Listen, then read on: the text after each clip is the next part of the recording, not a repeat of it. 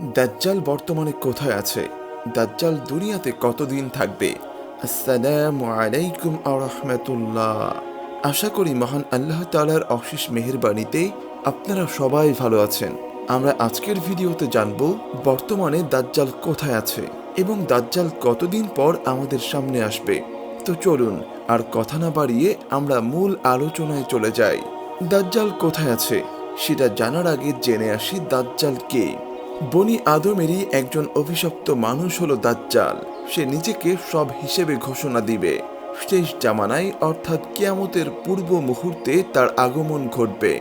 সমস্ত পৃথিবীতে সে বিচরণ করবে। রাসূলুল্লাহ সাল্লাল্লাহু আলাইহি ওয়াসাল্লাম দাজ্জালের বিভিন্ন বিষয় তার উম্মতের জন্য সুস্পষ্ট তথ্য উপস্থাপন করেছেন। সে হবে লাল রঙের এক যুবক। তার বহিঃপ্রকাশ এবং আগমনের স্থান সম্পর্কে রাসূল সাল্লাল্লাহু আলাইহি ওয়াসাল্লাম সুস্পষ্ট ভাষায় বর্ণনা করেছেন। হযরত নাওয়াস ইবনে সামআন রাদিয়াল্লাহু তাআলা আনহু হতে বর্ণিত, তিনি বলেন, রাসূল সাল্লাল্লাহু আলাইহি ওয়াসাল্লাম দাজ্জালের আগমনের ব্যাপার উল্লেখ করে বলেন, অভিশপ্ত দাজ্জাল সিরিয়া ও ইরাকের মধ্যবর্তী এক পথ দিয়ে বের হবে, অতঃপর ডানে এবং বামে ধ্বংসযজ্ঞ চালাবে। রাসূল সাল্লাল্লাহু আলাইহি ওয়াসাল্লাম আরও বলেছেন, দাজ্জাল মক্কা ও মদিনা ব্যতীত সকল দেশে পদচারণা করবে। দাজ্জাল বর্তমানে কোথায় আছে এই নিয়ে একটি হাদিস আছে, যা ফাতেমা বিনতে কায়াস রাদিয়াল্লাহু তাআলা আনহা হতে বর্ণিত। তিনি বলেন, আমি মসজিদে গমন করে নবী সাল্লাল্লাহু আলাইহি ওয়াসাল্লামের সাথে নামাজ আদায় করলাম। আমি ছিলাম মহিলাদের কাতারে। তিনি নামাজ শেষে হাসতে হাসতে উঠে বসলেন। প্রথমেই তিনি বললেন, প্রত্যেকেই যেন নিজ নিজ জায়গায় বসে থাকে। অতঃপর তিনি বললেন, তোমরা কি জানো আমি কেন তোমাদেরকে একত্রিত করেছি? তারা বললেন, আল্লাহ এবং তার রাসূলই ভালো জানেন। অতঃপর তিনি বললেন, আমি তোমাদেরকে এই সংবাদ দেওয়ার জন্য একত্রিত করেছি যে তামিমদারি ছিল একজন খ্রিস্টান লোক।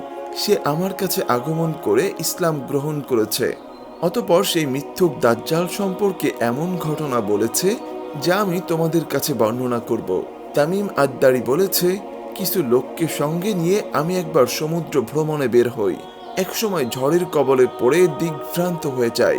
1 মাস পর্যন্ত সমুদ্রের ঢেউ আমাদের নিয়ে খেলা করতে থাকে। পরিশেষে ঢেউ পশ্চিম দিকের একটি দ্বীপে আমাদেরকে নিয়ে পৌঁছায়।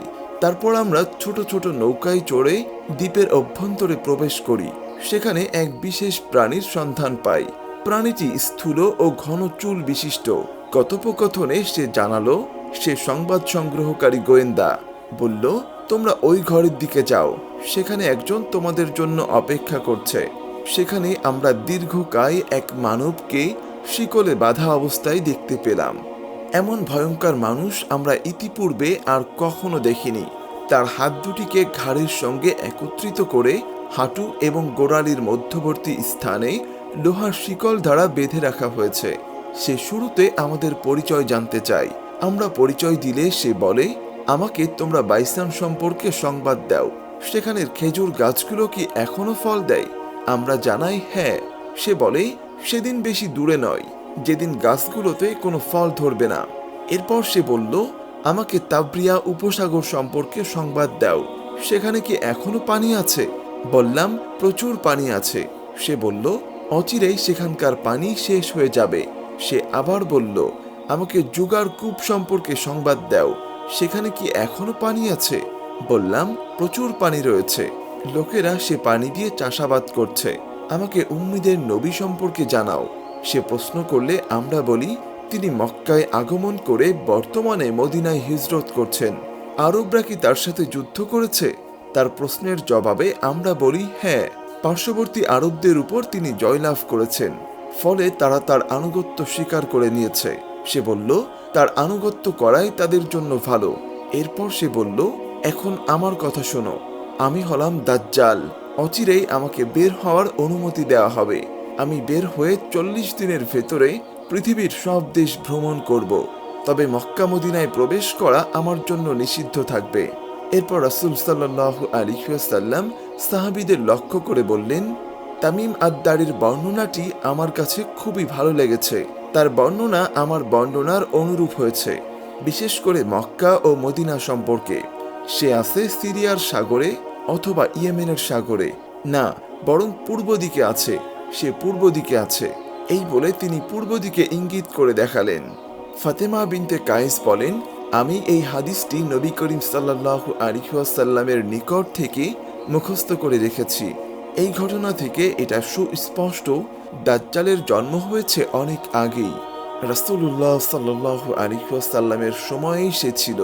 এই হাদিসটি বিশ্লেষণ করলে আমরা কিছু বিষয় ধারণা পাই। ইসলাম গ্রহণের পূর্বে দাজ্জালের সঙ্গে সাহাবী তামিম দারি রাদিয়াল্লাহু তাআলা আনহু এর সাক্ষাৎ হয়েছিল। এবার আমরা জানব দাজ্জাল দুনিয়াতে কতদিন থাকবে। হযরত আব্দুল্লাহ ইবনে বুসর রাদিয়াল্লাহু তাআলা আনহু হতে বর্ণিত, আল্লাহর রাসূল সাল্লাল্লাহু আলাইহি ওয়াসাল্লাম বলেছেন, মহাযুদ্ধ জয়ের মাঝখানে সময় যাবে 6 বছর। সপ্তম বছরে দাজ্জাল আত্মপ্রকাশ করবে। নবীজি সাল্লাল্লাহু আলাইহি ওয়াসাল্লাম বলেন, দাজ্জাল দুনিয়াতে অবস্থান করবে 40 দিন। প্রথমে একটি দিন 1 বছরের সমান হবে, দ্বিতীয় দিনটি হবে 1 মাসের সমান, তৃতীয় দিনটি 1 সপ্তাহের সমান, অবশিষ্ট দিনগুলো সাধারণ দিনের মতো হবে। সহিহ মুসলিম।